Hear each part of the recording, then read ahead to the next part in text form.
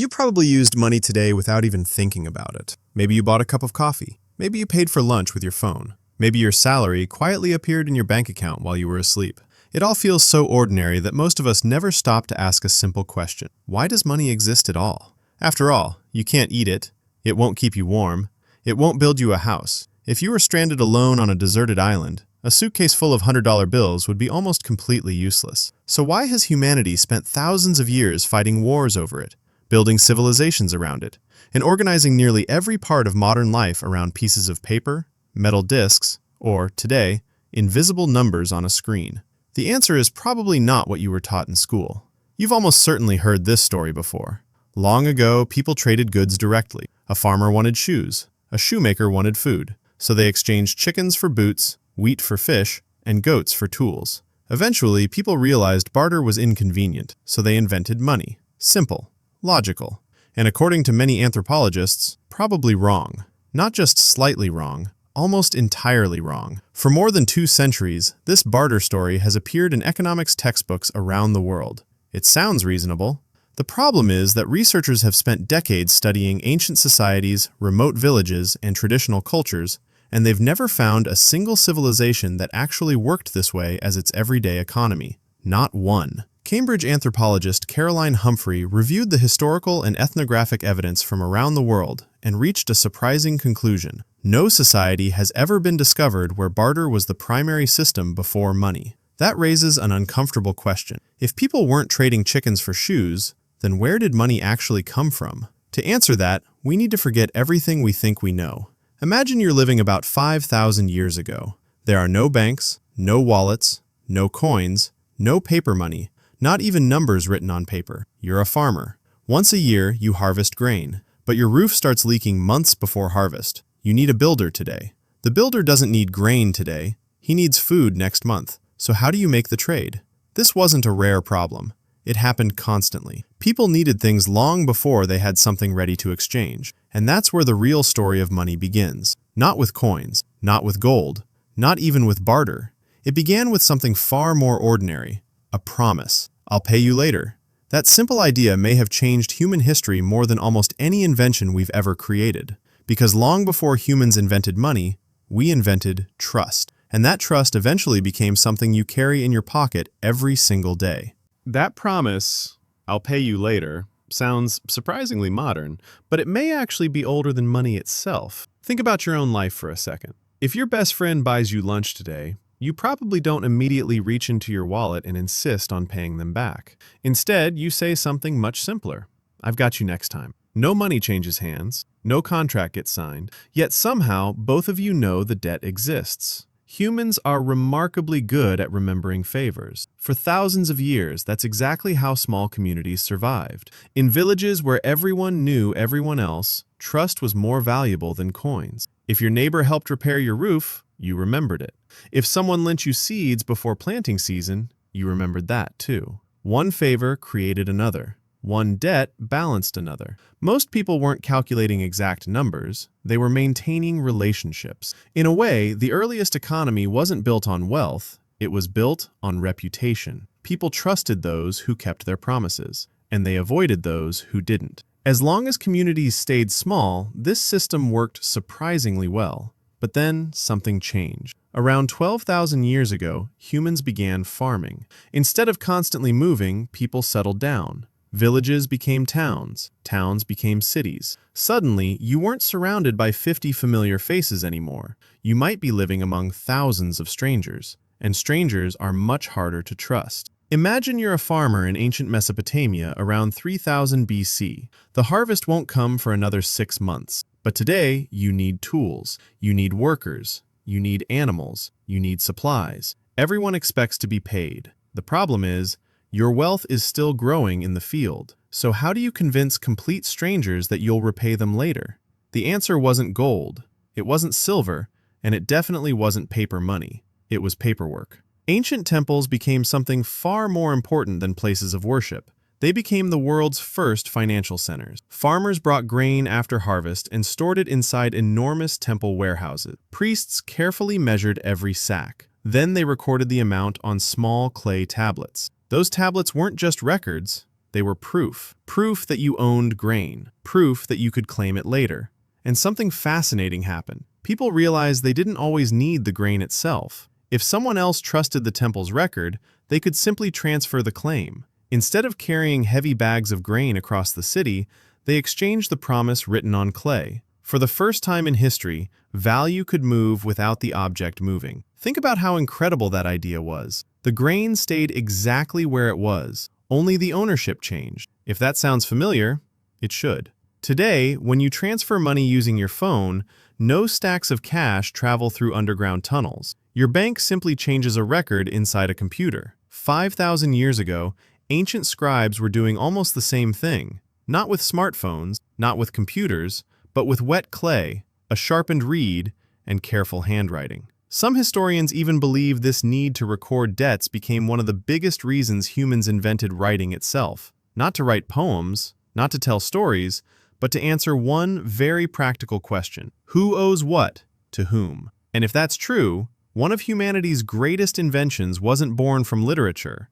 It was born from accounting. Those clay tablets worked remarkably well, as long as everyone trusted the same temple, as long as everyone lived in the same city. But the moment someone traveled 100 miles away, everything changed. Imagine you're a merchant leaving Mesopotamia. Your wagon is loaded with wool. You arrive in another kingdom hoping to trade. You proudly hand over a clay tablet proving you own 50 sacks of grain back home. The merchant looks at it, then looks back at you. I've never heard of your temple. Suddenly, that carefully recorded promise is almost worthless. Trust had a problem. It didn't travel very well. Human civilization was growing. Cities were connecting. Trade routes stretched farther every century. People needed something that strangers would accept immediately, something valuable, even if they'd never met you before. So humans began experimenting, not with paper, not with coins, but with objects almost everyone wanted. Different societies chose different things. Along the coast of Africa and Asia, beautiful cowrie shells became currency, lightweight, difficult to counterfeit, easy to recognize. In Northern Europe, people often measured wealth in cattle. In fact, the English word capital comes from the Latin word caput, meaning head, because wealth was once counted by the number of cattle someone owned. In parts of Ethiopia, blocks of salt became so valuable they were traded like money. Roman soldiers were even given salt allowances as part of their compensation. That's where the word salary is often linked, although historians still debate exactly how direct that connection really is. Across different civilizations, humanity kept asking the same question: what object does almost everyone value? The answer wasn't always the same. Sometimes it was tea, sometimes beads, sometimes bronze, sometimes giant stone discs. Money wasn't a thing. It was an agreement. But every one of these early currencies shared the same problem. Imagine trying to buy dinner with a cow, or carrying enough salt to purchase a house. The larger trade became, the more inconvenient these objects were. Humanity needed something smaller, something durable, something easy to divide. And eventually, people realized that certain metals were almost perfect. Copper, silver, gold. They didn't rot. They didn't burn. They could be melted, divided, and reused almost forever. For thousands of years, merchants weighed pieces of metal every time they made a transaction. Every purchase required a scale. Every deal required negotiation. Was this piece pure? Was it heavy enough? Had someone secretly mixed cheaper metals inside? Every trade took time. Then, around the 7th century BC, in a small kingdom called Lydia, in what is now Western Turkey, someone had an idea so simple, it changed the world. Instead of weighing metal every single time, what if the king guaranteed its value? Workers heated naturally occurring electrum, a mixture of gold and silver. They poured it into molds, then struck each piece with the royal seal. One small image, one powerful promise. This coin contains exactly what we say it contains. You no longer needed scales. You no longer needed long arguments. You only needed trust in the stamp. For the first time in history, a stranger could hand another stranger a small piece of metal, and both instantly knew its value. Trade became faster. Markets became larger. Cities became richer. Empires suddenly had a way to collect taxes, pay soldiers, and buy supplies with incredible efficiency. Money had transformed again. It was no longer just a promise. It had become portable trust. And that tiny invention would soon allow goods, ideas, and entire civilizations to move farther than ever before. For centuries, coins solved one of humanity's biggest problems. They were small, portable, trusted. Almost everyone accepted them. Trade exploded. Cities grew larger. Empires became richer. But success created an entirely new problem. Imagine you're a merchant traveling along the Silk Road. You're carrying enough silver to buy an entire warehouse of silk in China. That sounds impressive, until you realize silver is incredibly heavy. A single gold coin might fit in your hand. 1,000 of them could weigh more than a person could comfortably carry. And everyone on the road knew exactly what was inside your bags. Bandits didn't need to guess who was wealthy. Your money announced itself with every step. The farther trade expanded, the more dangerous carrying wealth became. Humanity needed another breakthrough, and, once again, it happened in China. More than 1,000 years ago, during the Tang and Song dynasties, merchants faced a familiar problem. Business was booming. Trade routes stretched thousands of miles, but transporting large amounts of coins across mountains, rivers, and deserts was exhausting. So merchants began doing something surprisingly modern. Instead of carrying the coins themselves, they left them with trusted deposit houses. In return, they received a written receipt.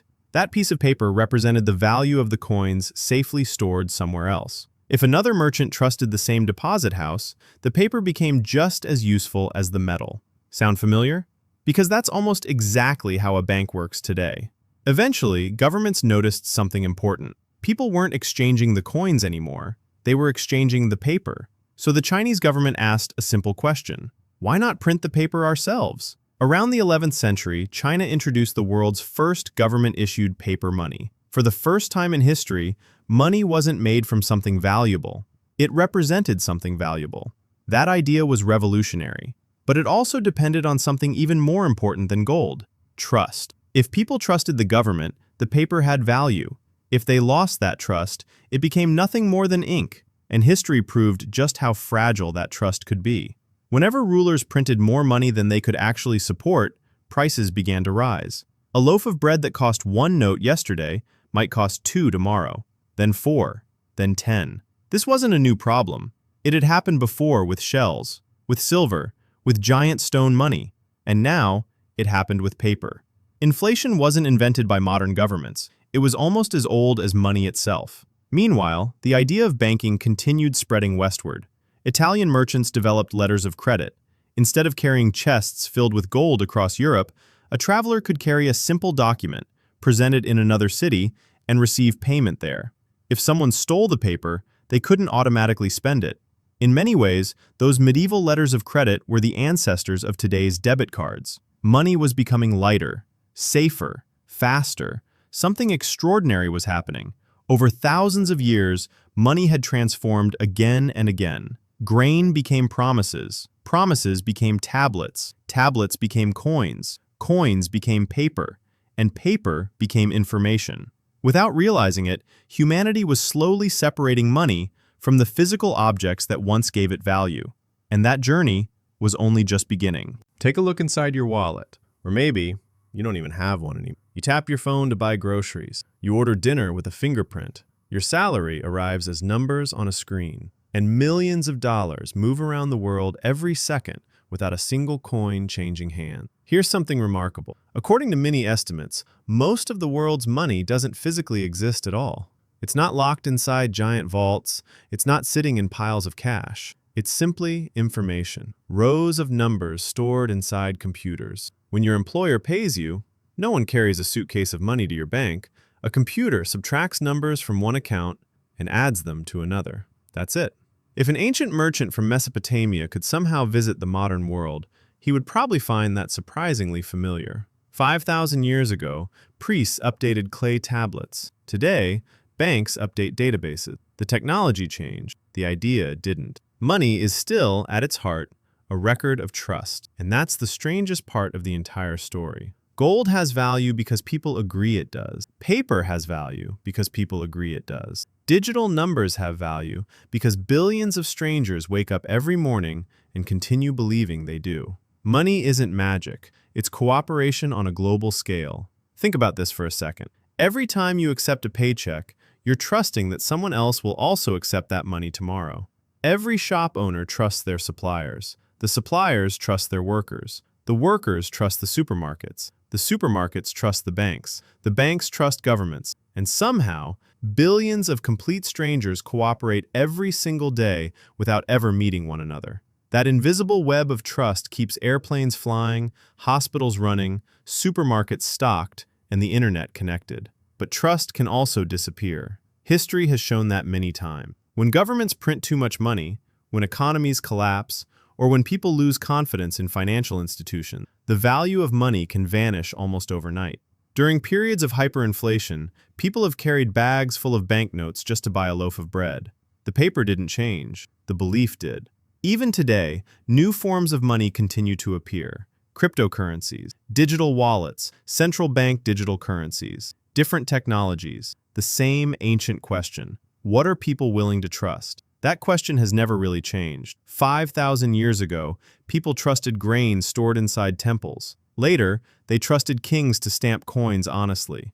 Then they trusted governments to print paper. Today, many people trust encrypted computer networks. The tools evolved, human nature didn't. Because money was never really about metal, or paper, or computers. It has always been about one extraordinary human ability, the ability to believe in something together. And maybe that's the greatest invention of all. Not money itself, but the shared imagination that gives it power. The next time you buy a coffee, tap your phone, or check your bank balance, remember what you're actually looking at. You're not seeing wealth, you're seeing the latest chapter in a story that began thousands of years ago, when one human looked at another and simply said, "I trust you." Everything that followed, coins, banks, paper money, credit cards, online banking, even digital currencies, was built on that single idea. Because money isn't just something we invented. It's one of the clearest examples of what makes us human. The ability to create invisible systems, believe in them together, and use them to build civilization. And perhaps the strangest part of all, tomorrow morning, you'll probably use money again, without thinking about its story.